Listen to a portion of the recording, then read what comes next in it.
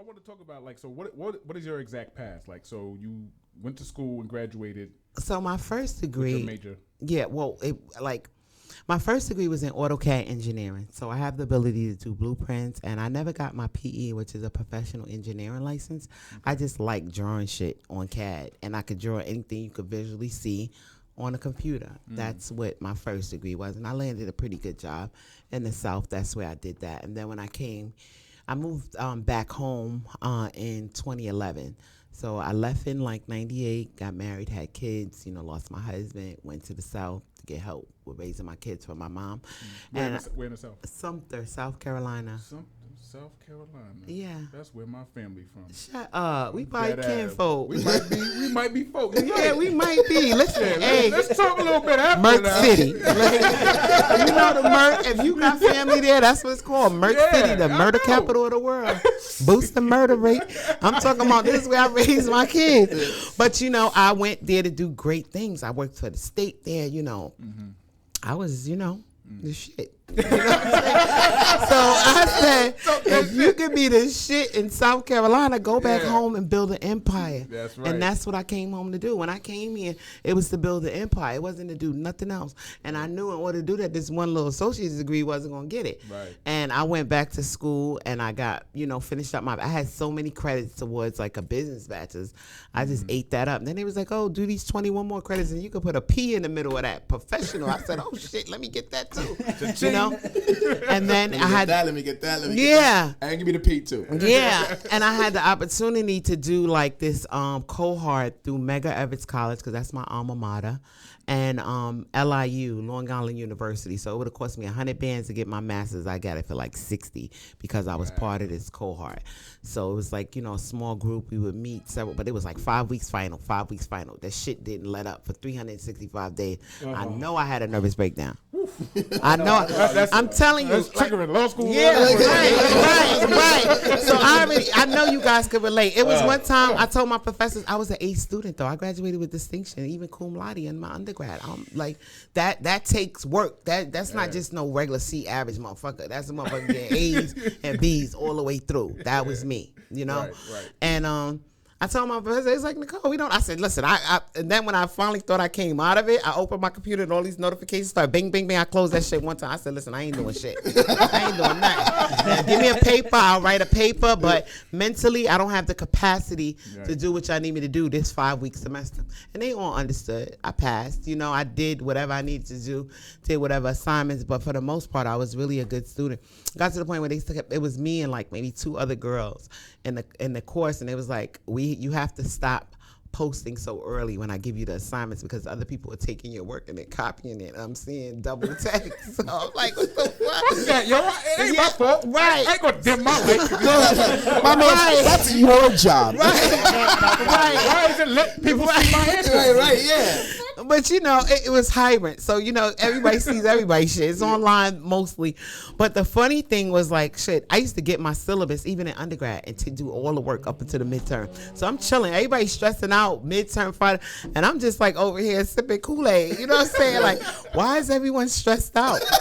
Why? And they're like, did you do that assignment? Oh, long ago. I did it the first 2 weeks of class. Like, what are we talking about? Like, this is going to be a refresher. And it's just the way I think. And going back to, all the other people that are in this business, most farmers read 3rd, 5th grade reading level. They don't have the ability to do all of the work like what I did. Mm-hmm. So how can y'all let me get whatever I need so I can go back and teach my people in this community? And they can come in the way they are, and I'll adjust everything to cater to their learning. Mm-hmm. You know what I mean? Because everybody learns different. Yes. Shit, I'm dyslexic. I read shit backwards. I write it backwards. But a motherfucker got a master's. You feel me? So that just, it's just one of those things. You just got to know how to, and everybody won't admit what I just admitted. I don't give a fuck because I got the paperwork and I don't just got it at the school. It's hanging on my wall. So that tells you that I paid the school. Okay? Because normally you don't come home with that shit. All right? There's a lot of people that say they got degrees, but they shit is still at the school because you have a fucking balance. So technically, do you have a degree? Right. That's the question. You know? Yeah. And then the other question is, I didn't apply for so many jobs. None of these motherfuckers asked me to ever see my damn degree. Did I really have to get it? That's what I'm gonna say. Like you was an A and B student, but I'm talking about they never cared. asked to see it. Never asked to see it. So I'm saying to myself, like, damn, could I have just winged it and said I had this shit?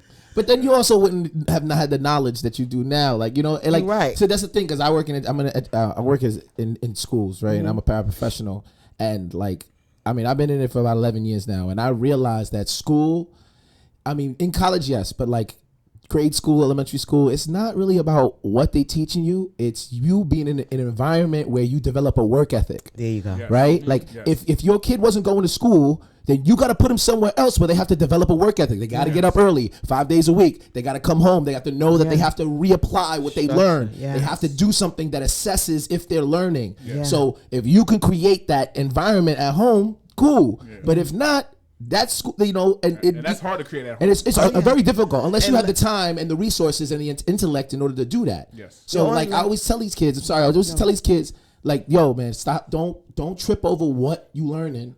Like, just push through it, even if you don't like it, because you're developing the skill to deal with whatever the fuck's you're gonna need to do when you want to do something. Right. You know what I'm saying? Exactly. And I think that's what all the education did for me. And also, like you said, it starts at home. When I was doing my undergrad, I mean, my associates in engineering, I took like 6 years to get a 2-year degree because I was back and forth with business and it was hard, you know. But what my kids see me doing every day was working with school. So they had no choice but to adapt to what was going on. So they also were excelled when it came to school. They both graduated and went to college at a very young age, you know what I mean? Because of what they seen me do. They saw mom's work ethic. Yeah. That's what it is. Yeah. And so it's important, and a lot of these tacky mamas now, they don't care. They on Instagram. No, I'm serious. Because they on Instagram scrolling and not even paying, and then they give their kid a tablet and that's their fucking babysitter. Like, what the fuck? Yo, I could not even watch TV as a kid. Read a book. That's what we was told. Read a book. You're not watching the idiot box. It makes you dumb. I couldn't eat candy. It's certain shit that my dad was very militant. That's something to talk. Hell Idiot box. yeah. My grandmother called that shit the idiot box. All the time. Idiot box? Idiot box. TV was an idiot box. Oh, yeah. Because they was literally boxes then. Yeah, they weren't flat. They weren't. I won't lie. When she said that, I was like, boxing? You dumb? But yeah, and you know, the ancestors, I gotta shout it out to them because my ancestors is what made me the woman that I am. My grandmother, my aunts, my uncles from the South. Like, I came from a very well-rounded family. You know, everybody family got their shit, but my family, they believed in certain things, you know what I mean? And family was always first. And that's what my mom instilled in me. So, you know, and my uncles, just seeing them as farmers and just working in the South. My uncle was a pastor. You know, they called him the Potato Man or something. I'm sure your people know about the Potato Man. On Manning Avenue, he has that was his church, the Methodist Church on Manning Avenue and something. And he used to ride around the town with a truck full of potatoes and give out potatoes to the town. So it's certain things. So I know that when I'm in those gardens, when I'm on that land farming, I'm standing on my ancestors' shoulders. I have felt like being pulled through the dirt, and I'm like, you know, and didn't know, like, this is my connection with my family, just touching the soil, you know. And I keep my nails done, but I don't give a fuck. Give me some dirt right now. These nails will go to shit. I don't care nothing about no nails, none of that. I just keep it nice because, you know, for the look, but I'm dirt overall, boots, like, that's, you know, I don't know.